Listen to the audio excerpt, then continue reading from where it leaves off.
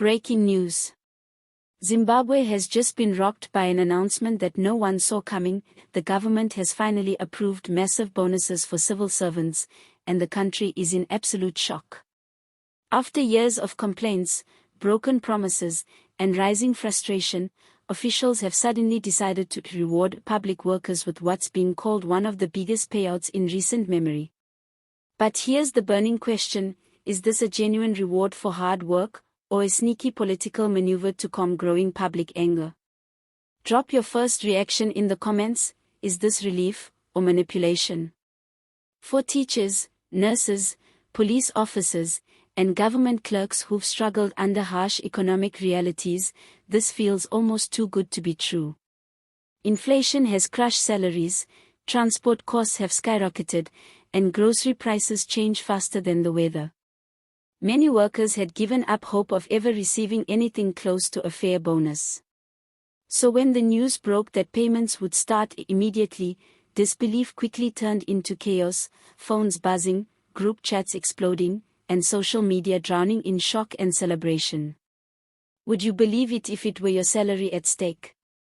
According to the Ministry of Finance, the bonuses will reportedly match a full month's salary, paid in US dollars, not local currency. Yes, real USD, something Zimbabweans haven't trusted the government to provide in years. For a country still recovering from hyperinflation and broken promises, that's like gold raining from the sky. But not everyone's celebrating. Skeptics say it's all too convenient: an election year, rising discontent, and now, suddenly, a miracle payout. Coincidence, or calculated timing?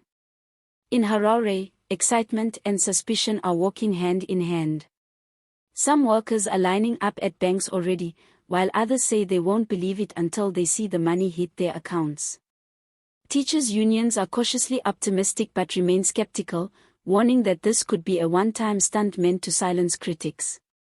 One union leader told reporters, "We've been here before: promises, headlines, then silence." Would you celebrate or wait it out before trusting the system again? Still, this announcement has electrified the country. For once, headlines are filled with hope instead of hardship. Market traders are predicting a mini spending boom, supermarkets are already preparing for higher demand. But behind the excitement lurks the fear of inflation, because in Zimbabwe, when people finally get money, prices tend to skyrocket overnight. Is this short-term joy just another setup for long-term pain? Inside government corridors, sources claim pressure from civil service unions had reached boiling point. There were growing threats of mass protests if salaries weren't reviewed soon. Insiders say top officials feared nationwide unrest, and this bonus package might be their emergency escape plan. So, is this generosity born out of goodwill, or pure self-preservation? Ordinary Zimbabweans are torn. Some see the bonus as long overdue respect for workers who've carried the nation through endless crises. Others call it political sugarcoating, a shiny distraction to keep citizens quiet while the real problems remain untouched. "You can't eat a bonus forever," one nurse remarked. "Next month, we'll still be broke." What do you think? Is she right? Still, for families who've gone months juggling debts, the relief is undeniable. Parents can finally pay school fees, restock groceries, maybe even afford a festive meal. For a brief moment, life feels lighter. And in a country where hope is often rationed, that small burst of joy matters, even if it's temporary. But critics warn that this could widen inequality even further. Some government departments reportedly received higher bonus allocations than others, fueling anger among lower-paid workers. Teachers and health workers, the backbone of public service, are demanding transparency about how these figures were calculated. Why do some sectors always seem to get more than others? On social media, reactions range from pure excitement to dark humor. Memes of dancing civil servants and laughing ministers are going viral, while others are calling the move economic theater, flashy, dramatic, and over in minutes.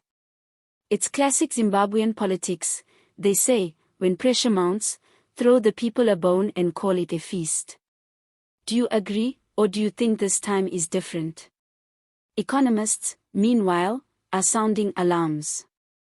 They argue that unless the bonuses are backed by real revenue, not printing or borrowing, the temporary joy could backfire, reigniting inflation and currency instability. Zimbabwe's fragile economy can't handle another artificial shock. Yet, for most people, that warning feels distant. Right now, survival comes first. As night falls, jubilation mixes with skepticism across the country. Radios are buzzing, WhatsApp groups are ablaze, and everyone's asking the same question: will this money actually come through, or will it vanish like so many promises before? Only time will tell. Still, this sudden generosity has thrown the nation into a rare state of optimism. For the first time in a long while, people are smiling, not because they trust the system, but because, for once, it seems to be giving something back. Even if it's just for show, the feeling of relief is real. But here's the bigger question: what happens next?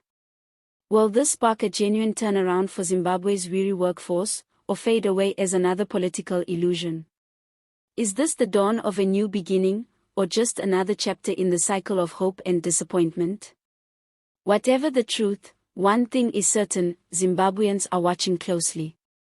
Because in a country that's seen it all, the empty promises, the broken systems, the unending struggle, even good news comes with a question mark.